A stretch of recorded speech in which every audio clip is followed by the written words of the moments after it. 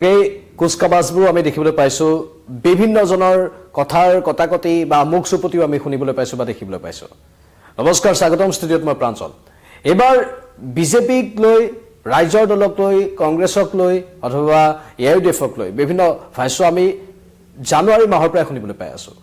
March এপ্ৰিলত নিৰ্বাচন আৰু তাৰ ঠিক আগে আগে এতিয়া এইবোৰ ভৰপক হৈ পৰিছে বা ইয়াৰ গতি বৃদ্ধি পাইছে।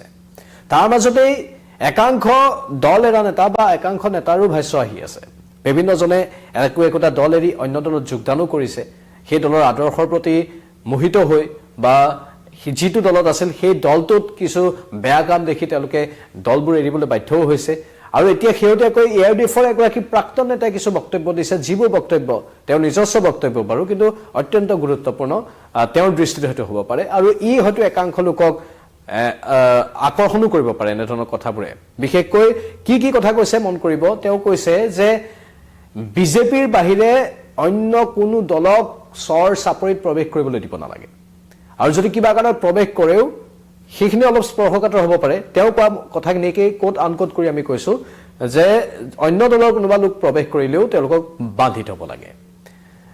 এইকেইদিন এনেধৰণৰ মন্তব্য শুনাটো স্বাভাৱিক আৰু ঠিক তেনেধৰণৰ মন্তব্য আমি শুনিছো। কি কৈছে তেখেতে? কৈছে কংগ্ৰেছৰ গৌৰৱ গগৈয়ে হওক, ৰকিবুল হুছেইনৰ পৰা আৰম্ভ কৰি প্ৰদ্যুৎ বৰদলৈ হওক, এআইইউডিএফৰ আমিনুল ইছলামৰ পৰা আৰম্ভ কৰি বদৰুদ্দিন আজমল আৰু ৰাইজৰ দলৰ সভাপতি অখিল গগৈ যদি চৰ চাপৰিত প্ৰৱেশ কৰে, সেই প্ৰৱেশ কৰা সময়ছোৱাতে তেওঁলোকক বান্ধি থ'ব লাগে বুলি এইগৰাকী আব্দুল ৰহমান নামৰ এআইইউডিএফৰ প্ৰাক্তন নেতাগৰাকীয়ে দাবী কৰিছে।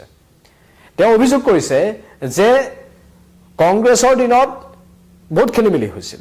কি খেলিমেলি হৈছিল? মাটিৰ পট্টা নিদিয়া কাম হৈছিল। মাটিৰ পট্টা দিয়া নাছিল সংখ্যালঘু লোকক। ডি ভোটাৰ সজোৱা হৈছিল হেনো কংগ্ৰেছৰ দিনতে।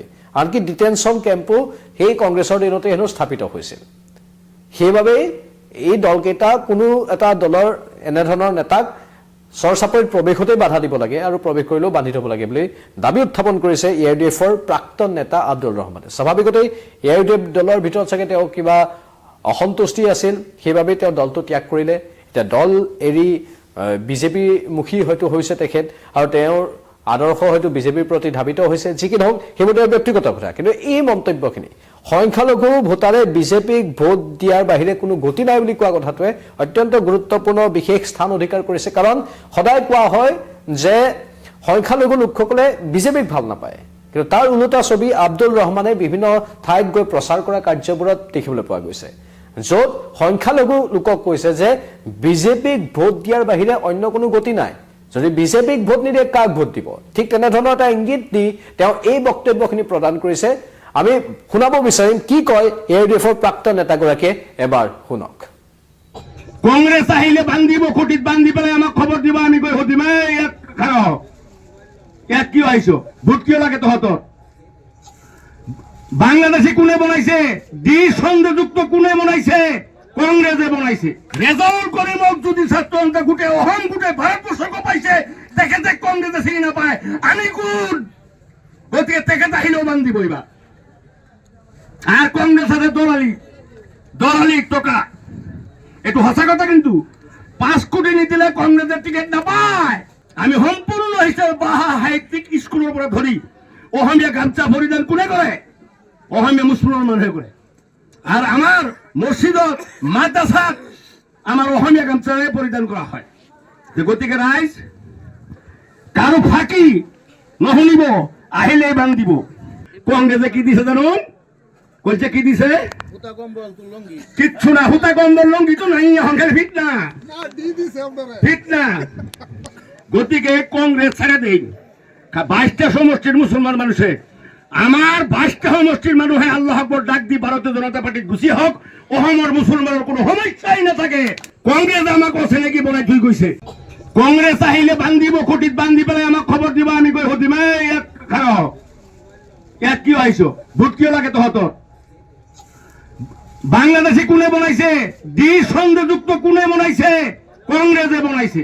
ৰেজাউল কৰিমক যদি ছাত্ৰ সন্থা গোটেই অসম গোটেই ভাৰতবৰ্ষকো পাইছে, তেখেতে কংগ্ৰেছে চিনি নাপায়, আমি কোন?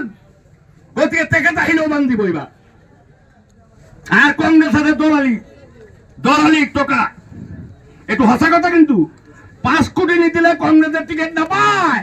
আমি সম্পূৰ্ণ হিচাপে বাহা সাহিত্যিক স্কুলৰ পৰা ধৰি অসমীয়া গামচা পৰিধান কোনে কৰে? অসমীয়া মুছলমান মানুহে কৰে।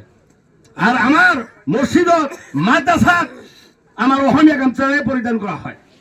গতিকে ৰাইজ কাৰো ফাঁকি নুশুনিব, আহিলে বান্ধ দিব।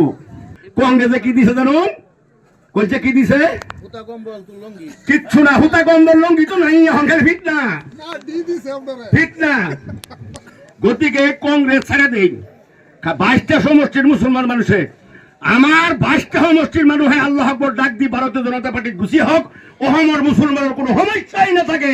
কংগ্রেস আমাক অচিনাকি বনাই থৈ গৈছে। কংগ্রেস আহিলে বান্ধিব, খুঁটিত বান্ধি পেলাই আমাক খবৰ দিব, আমি গৈ সুধিম ইয়াত খাৰ ইয়াত কিয় আহিছ, ভোট কিয় লাগে। এগৰাকী সংখ্যালঘু নেতাৰ এইখিনি কথা, এজন সংখ্যালঘু নেতাই কৈছে যে বিজেপিক ভোট দিয়াৰ বাহিৰে আৰু কোনো গতি নাই। মন কৰিবলগীয়া, মানে সংখ্যালঘুৰ মাজতো বিজেপি জনপ্ৰিয় হৈছে নেকি? সমীক্ষা এটা চলিছিল য'ত কোৱা হৈছিল সংখ্যালঘুসকলৰ প্ৰথম পচন্দৰ মুখ্যমন্ত্ৰীৰ প্ৰাৰ্থী হেনো গৌৰৱ গগৈ, কিন্তু তাৰ ওলোটা এখন ছবি নহয় নেকি? এয়া সংখ্যালঘু একাংশ নেতাই আকৌ বিজেপিত যোগদান কৰি বিজেপিৰ হৈ প্ৰচাৰো কৰিছে, বিজেপিক ভোট দিয়াৰ কথা কৈছে আৰু অন্য দলৰ নেতাক বয়কট কৰাৰ কথা কৈছে। এই যথেষ্ট গুৰুত্বপূৰ্ণ আৰু আকৰ্ষণীয় হ'ব পাৰে এই নিৰ্বাচনটো, কাৰণ সংখ্যালঘু লোকৰ মাজত আমি চামগুৰিতো দেখিবলৈ পাইছিলোঁ, ৰকিবুল হুছেইনৰ পুত্ৰ যেতিয়া পৰাজিত হৈছিল তাত দেখিবলৈ পোৱা গৈছিল যে চামগুৰিত বহু সংখ্যালঘু লোক বিজেপিমুখী হৈছিল। সংখ্যালঘু তেওঁলোক, আনকি সিদিনাখন কলিয়াবৰত নৰেন্দ্ৰ মোদীৰ সভাত এগৰাকী মহিলাই নিজেই কৈছিল যে আমি মুছলমান মানুহ, হয়তো কোনোবাই আমাক মিয়া বুলিও ক'ব পাৰে, কিন্তু নৰেন্দ্ৰ মোদী আমাক ভাল নাপাব পাৰে, কিন্তু আমি নৰেন্দ্ৰ মোদীক ভাল পাওঁ। ঠিক তেনেধৰণৰ কথা তেওঁলোকৰ মুখত শুনিবলৈ পোৱা গৈছিল।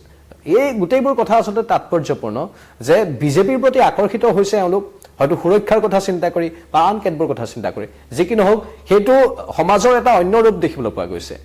যি সময়ত সংখ্যালঘু লোকৰ বিৰোধিতা কৰা বুলি কোৱা হয়, কিন্তু তাৰ ওলোটা এখন ছবি আমি দেখিবলৈ পাই আছো আৰু বিজেপিৰ প্ৰতি আকৰ্ষিত হৈছে এইসকল সংখ্যালঘু লোক। আৰু AIDF-ৰ প্ৰাক্তন নেতাই এইখিনি কথা কোৱাটো অন্যতম এটা গুৰুত্বপূৰ্ণ বিষয় হয়তো হ'ব পাৰে। আপোনালোকৰ মতামত কি? কমেণ্ট বক্সত কমেণ্ট কৰি জনাব। এই সন্দৰ্ভত আৰু অধিক তথ্য আমি পৰৱৰ্তী সময়তো আনিবলৈ চেষ্টা কৰিম।